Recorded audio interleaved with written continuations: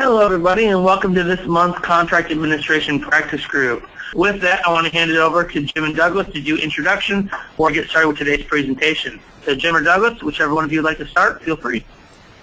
Sure. I'll kick off. Doug, you want to say hello? I would. Hello to everyone. Thanks for joining us again this month, and we do hope that this is a benefit for everyone. I have not received emails recently, and I do encourage at the end of the presentation, you'll see my email and Jim's email. Do encourage you to just give us some feedback. You're doing a good job. You're doing a horrible job. Here are some suggested topics so that we can help make this better for everybody. Well, thank you. I agree. And at the end of this, we're going to ask you for some input for the next webinar. And I apologize for what you may hear in the background here as lightning and or thunder and or rain. We needed this, so I'm not complaining. But let's just jump right in. And what we're going to talk about today is enforcing the specifications, trying to stay along with CSI's overall program subject for the month. And related to the project specifications, we sort of broke this down into some questions. What does enforcement mean? Who is the enforcer? When does enforcement begin? When does it end? Where does enforcement occur? And finally, why is enforcement important and why does it matter?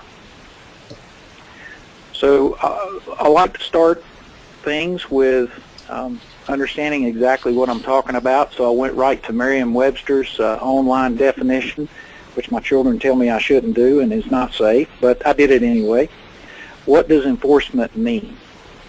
Exactly to affect or gain by force, which I'm sure there are those of you on the call who feel like that's exactly what we do in construction administration. Maybe a little more lighthearted, to compel, or perhaps the most directly related to our work during the CA phase of a project, and that is to carry out effectively.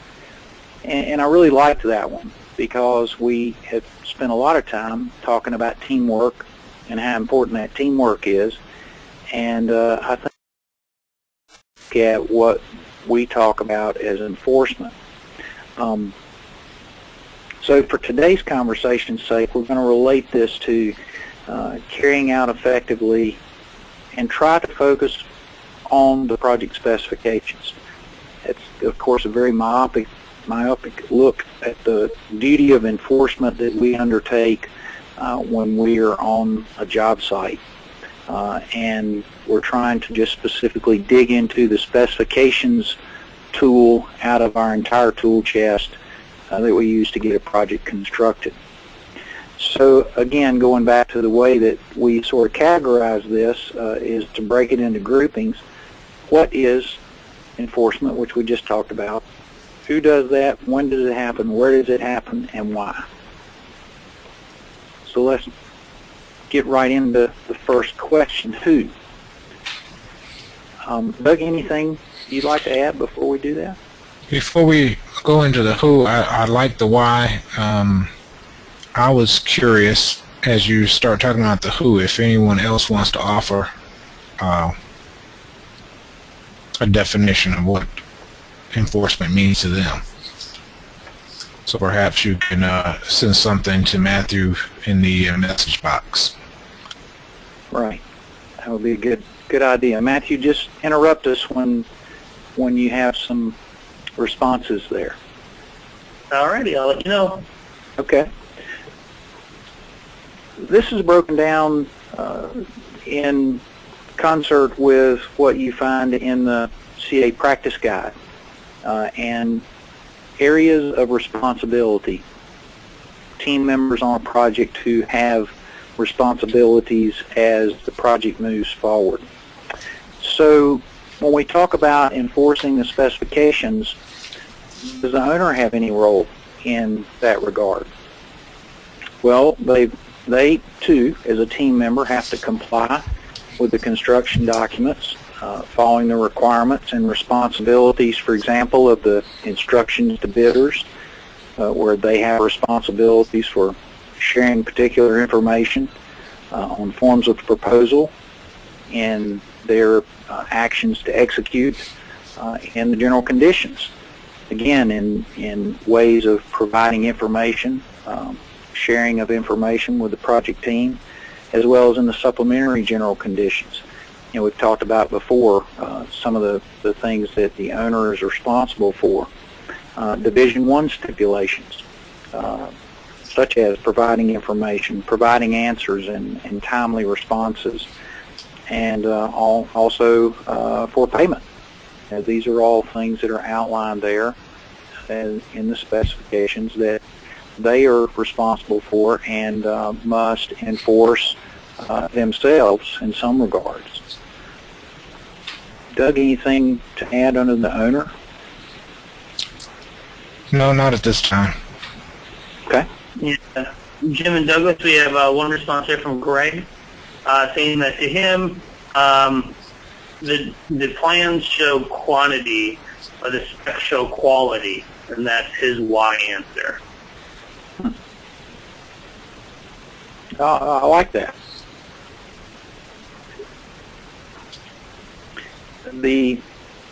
As we go through then to the facility manager, if there is one, a part of the owner's staff, maybe someone who is acting as a consultant to the owner. Typically, those individuals are more involved up front prior to the construction with planning and budgeting and space allocation, those kinds of things. But during the construction, depending on the type of contract, and I guess that sort of applies to everything that we talk about today and the way that the project is contracted to be delivered. But facility managers may have some involvement in items that are operationally focused so that those can be met with specificity. Particularly, we have experience in North Carolina with some companies that work to guarantee energy usage, and they are heavily involved in enforcing the prescriptive measurements to be reached in the specifications during the construction phase.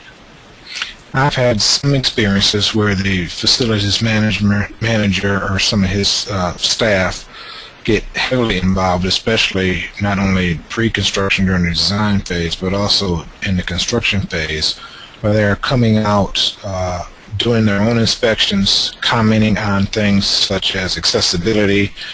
You got all the things that are going on above the ceiling. They want to make sure they can have access, easy access to it so they can maintain it. Items like that, and some of those items are things that from our perspective we're not necessarily as attuned into as some of these facilities managers are, because they're the ones that are out there dealing with maintaining this stuff on a daily basis. So we're looking at, yeah, they're doing a good job installing it, the quality's good. We may not be as concerned about access and how easy it is for someone to have to get above the ceiling and access a VAV box or change a filter on something. So they play that role, and I welcome that role on the projects where those types of people do want to get involved. All right. Then, of course, the next... Yes. I was just going to let you know we have a couple of comments here from people in the audience. Did you want to take them now, or did you have a comment you were making? No, go ahead. Okay. First one we have here is in Kenny Yett's opinion, I strongly believe that the contractor is part of who enforces the spec since he signs the contract. That was kind of his input here related to this slide, I guess. Rick Johnson put, what do you do, or as a question, I guess, what do you do when the owner keeps trying to rely on BIM model versus specs, even though you keep responding that they need to ultimately rely on drawings and specs? And then lastly here, comments from Kevin, that the architect engineer does not and cannot assure and ensure what the work complies with the contract document. They can only endeavor to verify. Only the contractor can ensure that the work complies with the contract document. Well, I like that word, assure, and the argument that typically surrounds it. And I know over the history of CSI that, in fact, there's been great consternation and focus on that word, and Kevin's absolutely right. I don't know about the BIM. That's a good question. Doug, what do you think about that? I mean, generally, I would say that all of the tools are used together as one contract document. So it's hard to pick and choose. Yeah, I would agree. I don't see the BIM model as any different than the drawings, 2D drawings that we used to do. The two, and as it says in the general conditions, the two go together. You have to look at it as a whole. You don't look at just the BIM model. You don't look at just the specifications. I don't have the AIA document in front of me, but there's language in there to the effect that what's in one is binding as if it was included in both. And it's a total package. They go together. You can't build the building without one or the other. You have to use both. Right. Well, in the comment about the contractor being a part of those who enforce, this is a 2-slide section, so you're absolutely right, and we're about to talk about them. But let's talk about us, architects, engineers, and consultants. The collective us, of course, are representing the owner. In North Carolina, if you do work for the state construction office, they require you to sign a form that certifies that the project has been built in accordance with the contract documents. But in our role, we are interpreting as necessary for clarifications to be sure that the project is built according to the specifications, and we're enforcing those. And that includes the use of any necessary modifications that we do during the construction phase. We're reviewing submittals to compare those back to the contract documents to be sure that our specifications are being enforced. Obviously, with site inspections and observations, and then as we follow through, if the disputes arise, then we have a way to enforce how that process is handled. So we are charged with the protection of public health, safety, and welfare through the performance of our normal services and in enforcing the specifications. And I'll just tell you, I heard this past weekend an interesting presentation that is beginning within one of our professional organizations to attempt to change that definition to the protection of public health, safety, and well-being. So we'll see how that goes. Any comment, Doug? Kevin made the comment, and I think he was referring to this first sentence in your slide here where it says we work to assure it's in accordance, and he said we endeavor to ensure. I would agree with that. There are contracts out there and owners that won't allow you to insert the endeavor, so be careful on that as you are looking at contract language. As we go out our duties, again, referring back to the AIA documents, we are,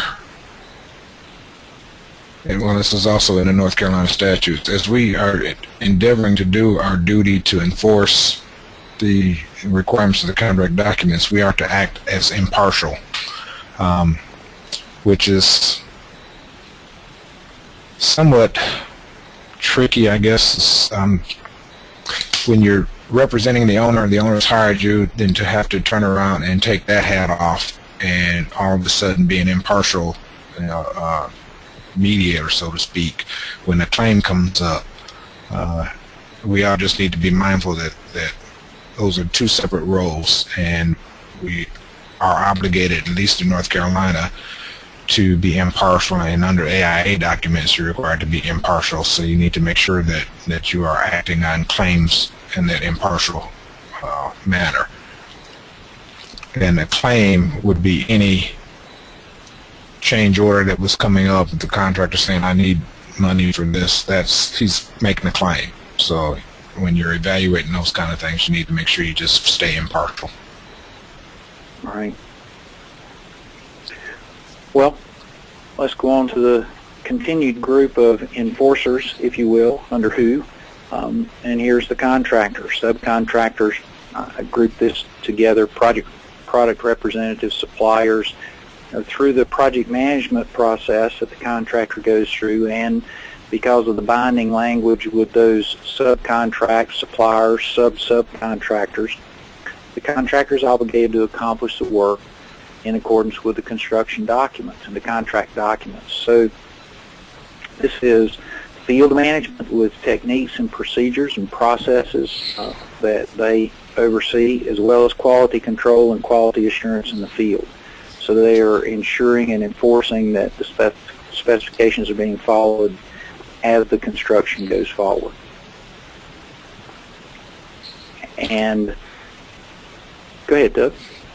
One of the things that I always discuss when I do my pre-construction conferences is that the contractor, subcontractors, they are responsible for the quality control. We come out, and our job is not to be their quality control. They need to do that themselves. So they are enforcing the quality requirements that we have in the documents. The contractor on the subs on their subs, product reps, making sure they get the right products. So as this slide mentions, and as Kevin mentioned earlier, the contractor also plays a key role in making sure that the contract documents are complied with enforcing the contract documents. Right. And, these others downstream or upstream, depending on which way you think about it, suppliers. How many times have you had the process of being convinced here's a new product to use come back to the realization that it really does not meet the project specifications? And we've talked about that before, as we've talked about submittal review and that sort of thing. The next group involved as part of the project team are the authorities having jurisdiction. Obviously, they're ensuring that the specifications are followed because they have, in fact, permitted a set of documents, and through their local, state, and federal regulations and laws, they're performing inspections to be sure that those laws and regulations are met. So they very much are involved in the enforcement process. And then finally, I listed a group which really is not in last place because this is the last thing that happens, but is a part of the enforcement process throughout the project, and that is testing and commissioning agencies. They are performance-based implementers, in given which you're talking about, but they're there to measure given stipulations and in some cases perform quality and quantity control and assurance. So they are there to provide verification as a part of the construction and thereby enforcement.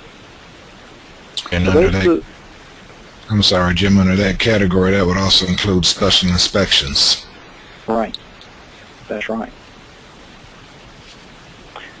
So those are, in general conversation, the folks that are involved with who does the enforcement.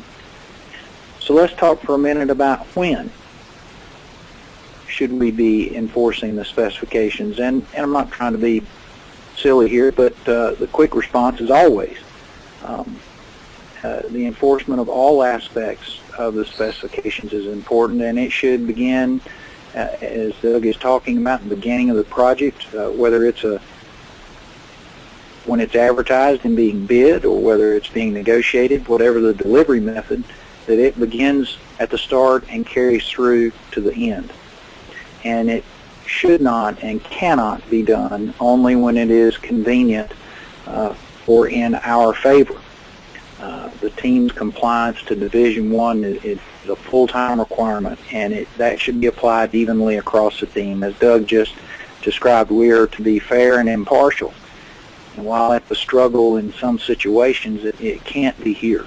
I know that many of you have heard conversations where perhaps things in the specifications could be allowed to go by the wayside when it was in favor of a certain party. It just establishes a poor precedent for the team on the project to do that. Doug, you want to add more here? I would just say that, again, I reiterate, you enforce all aspects all the time, and picking and choosing is not the way to go. If it's a discrepancy within the documents, look to the documents first for how to rectify that discrepancy. Don't say, well, on the last project we did such and such, and then the next time something comes up, say, well, the specs takes precedent over the drawing, says that's what the specs say. You need to be consistent, and you need to enforce all of the aspects all the time. And maybe in our next webinar, when we talk about some typical scenarios, we can go into these kinds of things in depth. But I've been involved with projects where, for example, mock-ups weren't required because it was easier for everybody. They were specified. They weren't required. And that ended up hurting the entire team. And it was absolutely done with full openness and honesty and character, with the intention of being helpful, and it had the absolute opposite effect. So being fair and enforcing all the time makes it certainly much easier. But let's get into, these are the phases. So go ahead, Doug. Go ahead. Okay.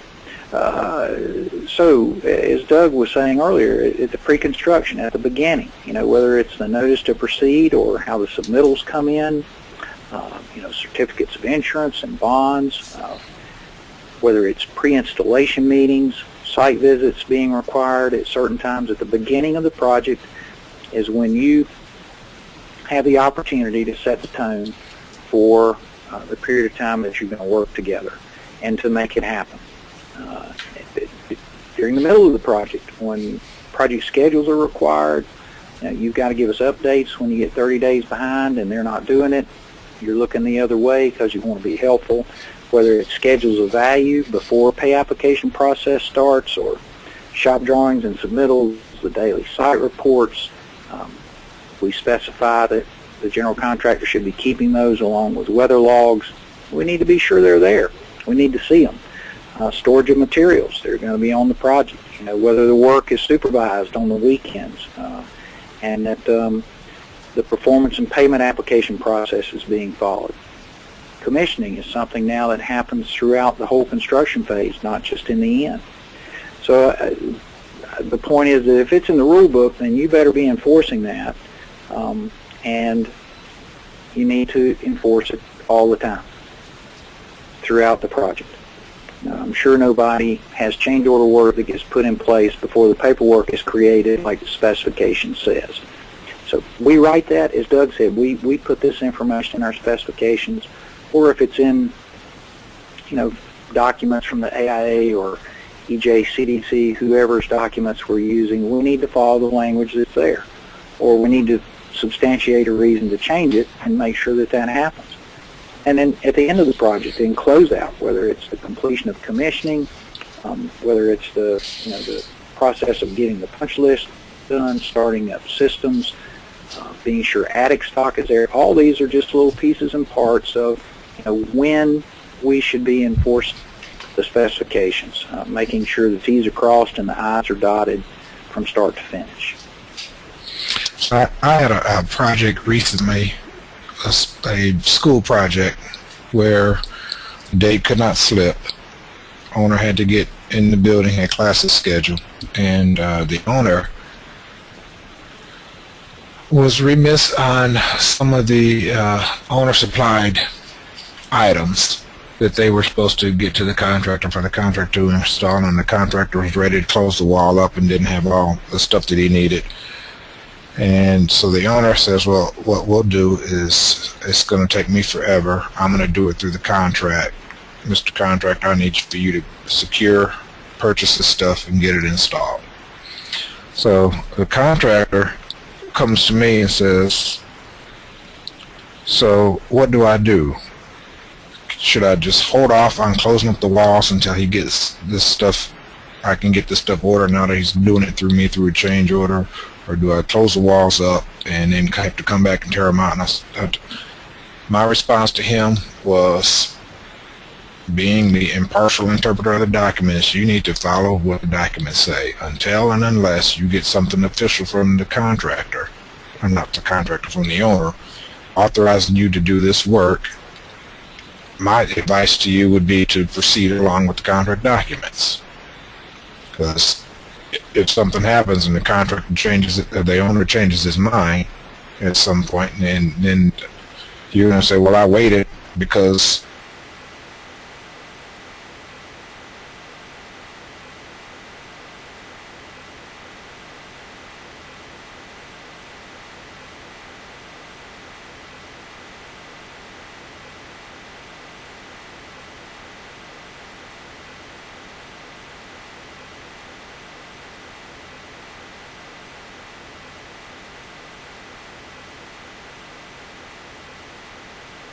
saying off. If things go south, it just puts everybody in a worse situation. So stick to the documents, enforce them as they're written, get everybody on the same page. If you know something's coming up, put everybody on notice, but still follow the procedures that are in the documents. Well, that's right, and I would throw in there, Doug, with that, especially when you're talking about design, bid, build work, it makes things fair. It allows everyone to openly bid the project that's been involved with the project to be exposed to the same kind of requirements. Otherwise, I think there's opportunity for someone who was not successful in getting the job to come back and say, wait a minute, I had all these things in my bid and they're not being enforced over there. Right. That's the problem.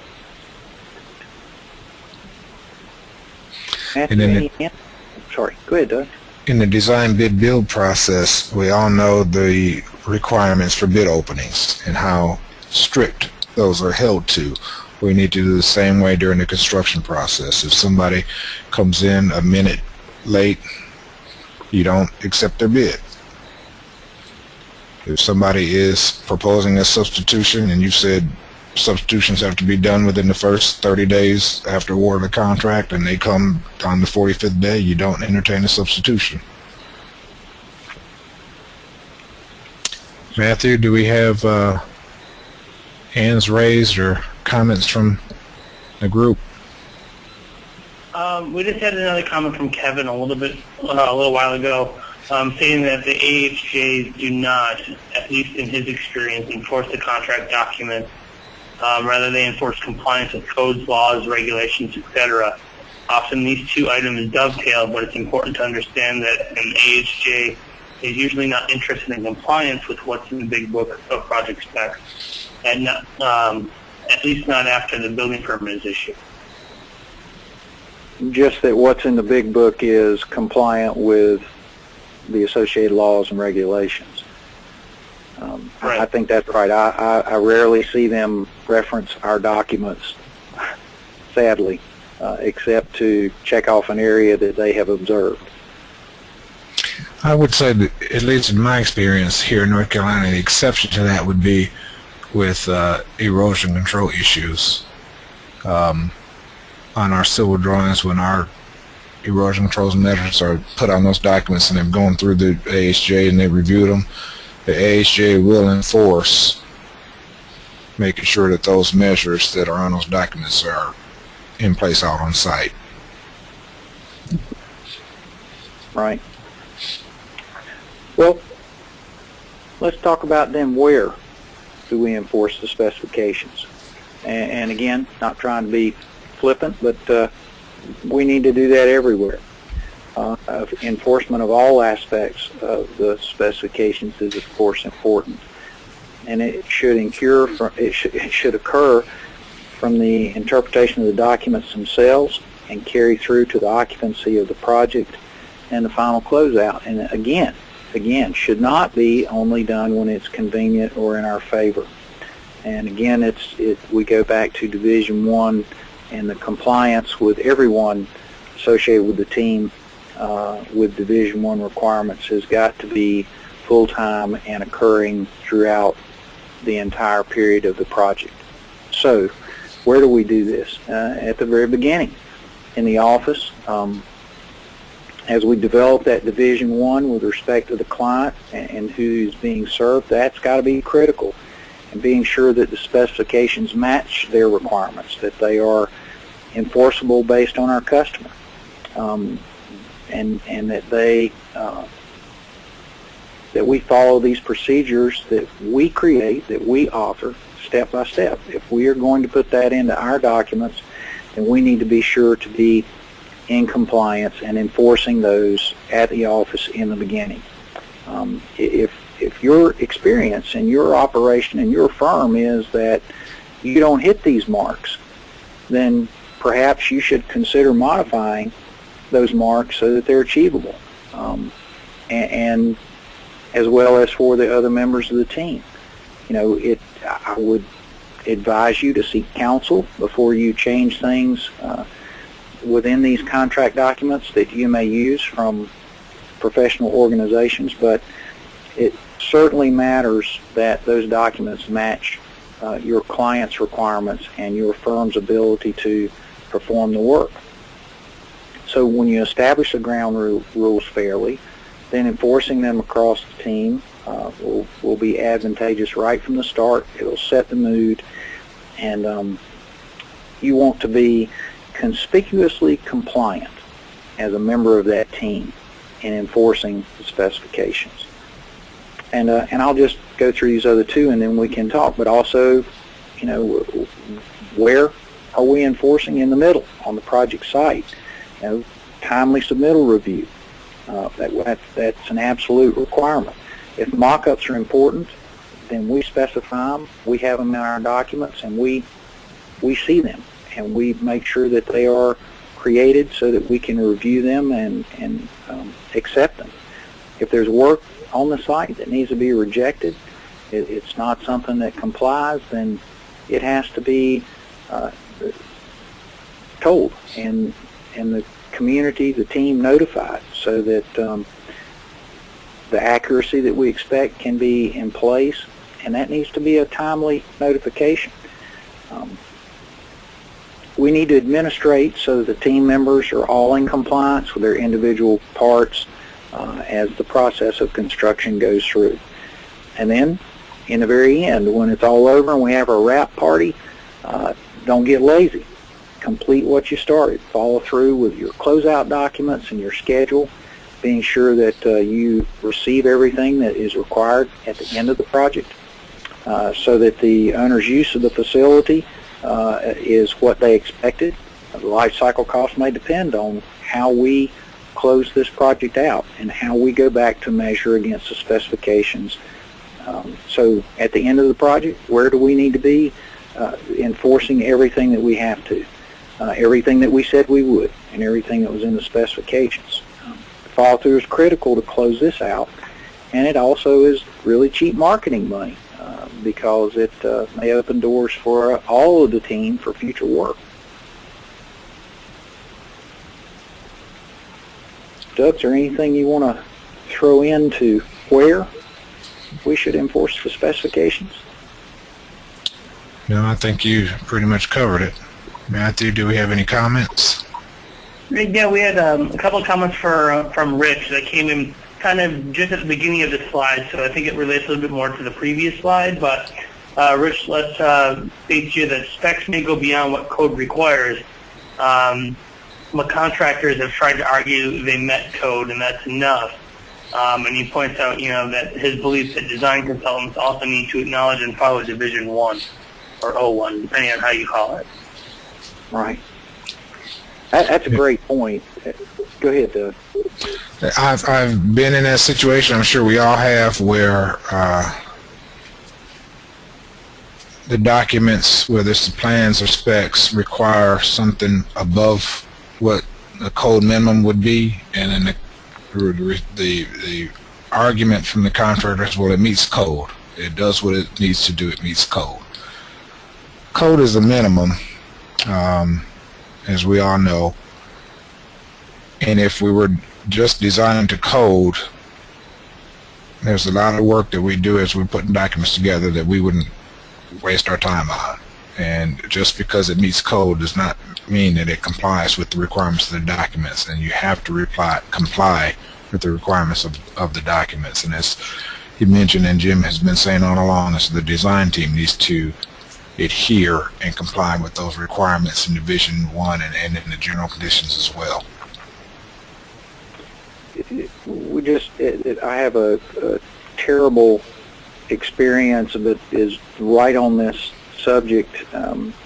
We had a project that the requirements of a certain thing were beyond what the code required, and the authority having jurisdiction, which goes to the point that has been made here, said, you know, this meets code, and I can't reject it. And it was the hinge point for the issuance of a certificate of occupancy. Well, so when, and so many of the liquidated damages, etc., are tied to the issuance of that document. Of course, the architect said this does not meet the contract documents, and so this is not substantially complete because it doesn't meet the contract documents, and it turned into a legal battle that really went on for some time because the authority issued the certificate saying that the owner could occupy the facility, and the owner chose not to, as the defense from the construction community. It was the owner's decision, and they could have used the facility, so it's not our fault. So your point is really well taken, and you've got to be very careful, I think, about how you interact with that part of the interpretation from the authority. Yeah, I would just, before we move to the next slide, I would just say substantial completion and the issuance of the certificate of occupancy are not the same thing. And right, we might save that for another session, but if we have some time at the end when we wrap up, I might want to revisit that. Okay. I was just going to say, Rich did one last comment here as you were discussing his last point here, stating also if an AHJ inspector doesn't catch or even accept something that is not code compliant, it still has to be fixed. We are the ones with the personal.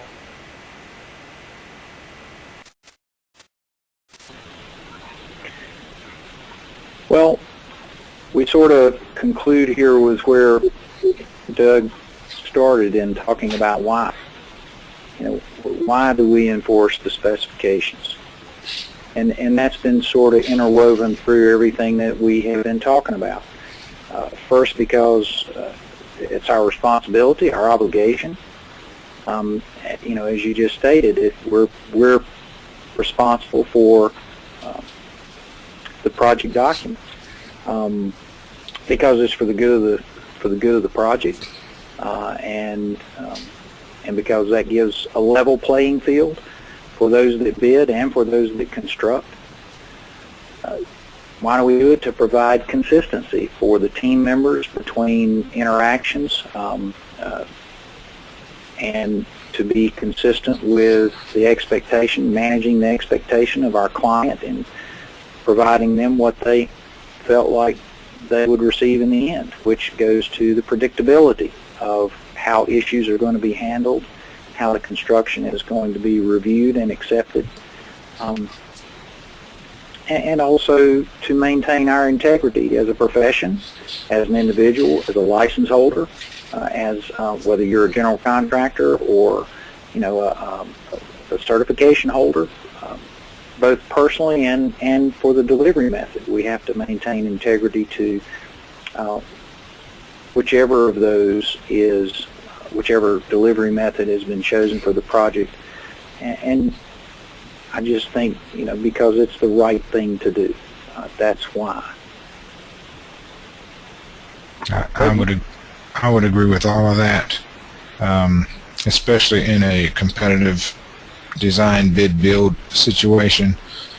We often see times during construction where you get a submittal in and it is a product that was not listed as an approved product in the spec.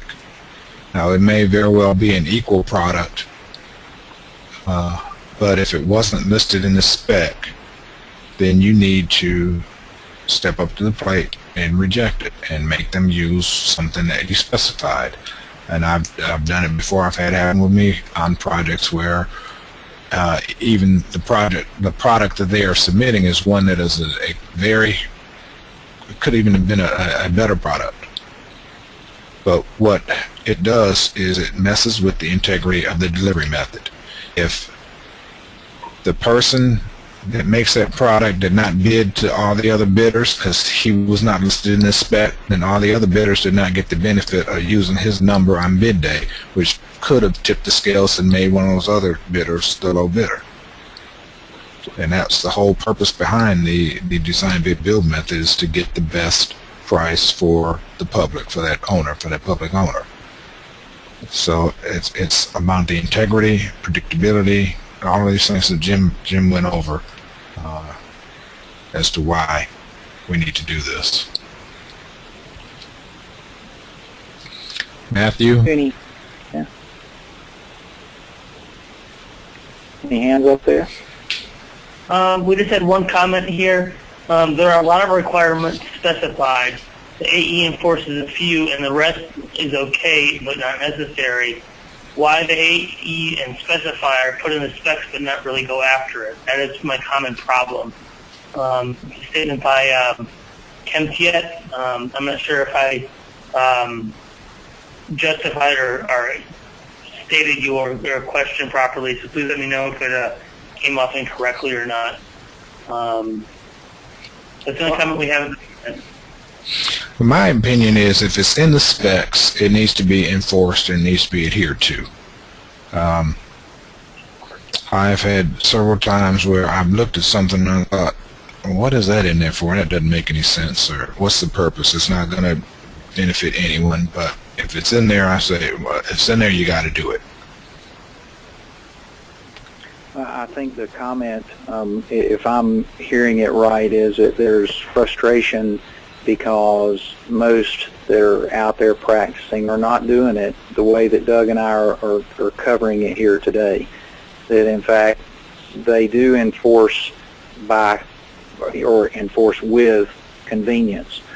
When it falls to our favor, we seem to stand more firm.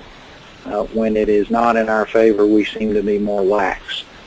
And as Doug talked about integrity, I think that is an industry issue that we have to work to change, because it isn't the right way to operate as a professional, as a contractor, as an architect, as an owner, any of these that are held on the team. And I do believe that it happens that way frequently, sometimes because of past experiences as a team. We all understand each other and we know that we're going to do a good job, and so we just let it go. And sometimes because it makes it easier for us to face a mistake, say as a person who has sealed drawings or someone who holds a general construction contract. So, and I think that's exactly the point of this presentation, that we can't do that. We as professionals owe the other team members more than that. And I don't know how you police it. I don't know how you assure that it doesn't happen. That's for those in the licensing business, I guess.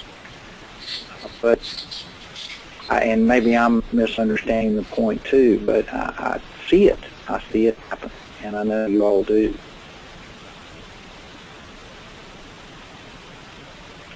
All right, we have a few more comments here. From Greg, we have, we need to discuss the collaborative idea of an early quote-unquote fly spec review with the owner and GC. The specs need to be tailored to each project. So I don't know if you have any comments on that before we go to the last two questions comment.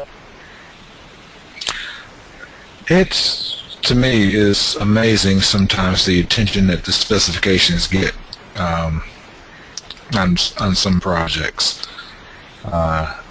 Most architects that I've encountered in my career focus on the drawings, and they put a lot of effort in the drawings, and then the last week or so before the deadline, then they try to throw out a spec real quick.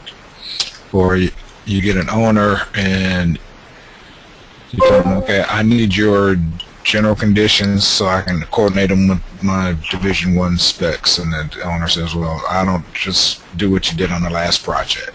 And so it's not, as the comment was mentioned, tailored specific to that project. I think we are doing a disservice when we don't tailor the specifications to the specific project. We don't tailor that front end piece to that specific project and to that specific owner. The last several projects that I've done, we've done that. We've drafted the Division 1 specs, sent it to the owner, tell them you need to go through these, mark them up, and the owner's done that. Got them to the contractor. This was a couple of CM projects, so we were working as a team. It wasn't a design bid build. Got them to the contractor. The contractor reviewed them. We've even had meetings where we sat down in the room and hashed through the Division 1 specs. That understanding needs to be done up front so everybody's on the same page, because that's where you're going to fall back to when things don't go right. More often than not, you go to the specs, you don't go to the drawings. Sure. All right, we have a few additional comments here from Rich. Specifically, your opinion on AEs not enforcing the contractor sending out submittal requirements such as welding certificates. So it ends in a question, but I'm not sure, Rich, what the question was. But then he stated after that he thinks master spec includes too many submittal requirements and that AEs don't take or have the time to edit properly. I don't know if you have comments on those two statements. I think Jim and I have had this discussion in the past about submittals and us asking for too much stuff. Absolutely. I am a firm believer that you just don't take the master specs and spit them out. I don't know how many times we've asked for. I digress. Something just popped in my head. There was one project that I recall where there was a requirement for them to submit something in the specs, and I don't remember exactly what it was. I looked at it. I didn't know what it was. The contractor didn't know what it was. The contractor asked me, well, what is this? And I went on the internet, and I couldn't find what it was. So if you don't know what it is, don't ask for it. Don't put it in there.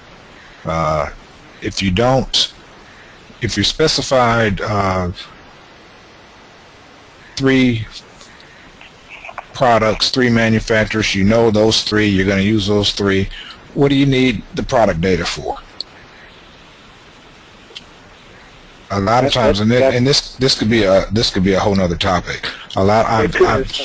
I've seen and heard of firms that say if you're going to use one of my specified products, then all you need to do is submit to me a certification saying so. Don't send me all that other stuff. So I think we should take the time to go through and edit those specs to get down to asking for only the stuff we need. We don't need to burden the contractor with providing us and having to dig out stuff that we don't need to look at. Right, and Doug and I sort of wrapped that conversation up by saying it seems to have become sort of a standard in the industry that the general contractor contracts with his sub based on the receipt of this submittal. Even if we are good enough to get that out of our spec, they get it and send it in anyway. And if we're not requiring that submittal, why are we going to spend the time to look at it? And once we do, then there we are in the middle of the situation. If in fact it did not meet our specifications, well, yes, but we accepted it. We reviewed it. So we bring it into question. I'm not saying that helps them win, but it's into question. And so I think there are a lot of opportunities, and I think you're right. It takes a great amount of work to go through and modify the specifications to get these things out when you don't need them necessarily within your practice. But I think it's something that you just need to really do. Let me go to the last slide. Go ahead, Doug. Go ahead. I was just going to say quickly in review, what does enforcement mean? It means everything. We've got to follow the rules at every step. And who is the enforcer? I think everyone has responsibility in that to administrate the team to compliance with the construction documents. When does it begin and when does it end? It's every moment during the project. Where does it occur? Everywhere. Start to finish, we need to act and administrate to compliance when we are in that position. And why does it matter? Well, then everything is equal and is fair and is consistent. So Doug, you go ahead. Anybody, Matthew, has any hands raised? Questions? Sure. There's a few more comments here. So we have a couple here from Kevin stating you can commit a bit on how, or can you comment a bit on how and in what form to issue a notice of non-compliance? And as a side note related to what Douglas was just saying, he just jokingly said that regarding knowing what you're specifying, sounds like Doug is citing the Spurian doctrine, smiley face. I'm not sure if you have any information on in what form to issue a notice of non-compliance, or is there a way that you've done that in the past? Kevin would like to know a little bit about that. If I see something in the field when I'm doing a site visit that does not comply with the documents, the first thing I do is find the superintendent if he's not walking with me and point it out to him and tell him you got a problem here.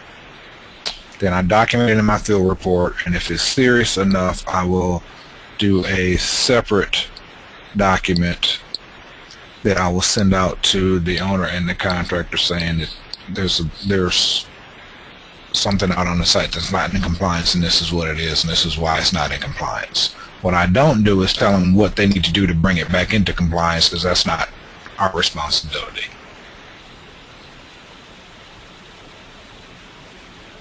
I was just, while Doug was talking, I was just trying to look through the practice guide and see if there is a rejection of work or certificate of non-compliance form. There is one on page 114. It's called non-conforming work notice. Non-conforming. Conforming. Conforming, right. It's form number 9.8A. And I think the thing I would add is that if you are in the business of using forms like that one, seeing the issue and filling that form out and putting it in the contractor's hands as soon as you possibly can, I think is the very best practice. Because letting that take a period of time, of course, buried, I think the quicker the better. I agree. Let me go to this last slide, and it doesn't mean we can't take more questions, but I wanted to just have a second to chat about this. I know we're out of time. The next topic is going to be, what do I do now? And what we would appreciate, what we would like to do, is get the attendees' involvement in sending in to Matthew or to Doug or myself. Our emails are at the end of these presentations. Ideas, things that you would like to talk about. We've offered some subjects back and forth You show up at the job site, you know that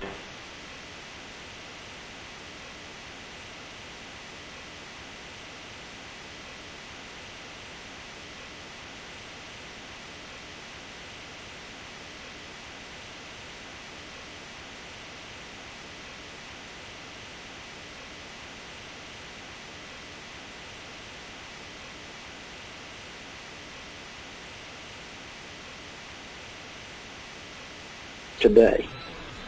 What are you going to do now? Those kinds of things, ideas that you might like to banter around with the attendees in the webinar, we'd love for you to send them to us so that we could use them to set them up and have a general discussion. So, Doug, anything to wrap us up? I think we covered it unless there's more hands raised from the panelists. Again, we would appreciate your input for our next session. I could even think of examples that dealt with the authority having jurisdiction. If they're, say they want to enforce something that's not in the code, what do you do? The owner wants to accept something that is not compliant with the documents, and you're recommending that they don't. What do you do? So any of those kind of situations that we've all run into over the course of our careers, we welcome you supplying us with that so we can have hopefully a very animated discussion next time. There you go. Well, thank you, everybody. Matthew, you want to close us out? Sure. Well, we just have a couple little things here that I think we've all kind of touched on here. We have a couple of additional topic ideas coming in as we speak. Since I'm working remotely right now, and once the system goes down, all the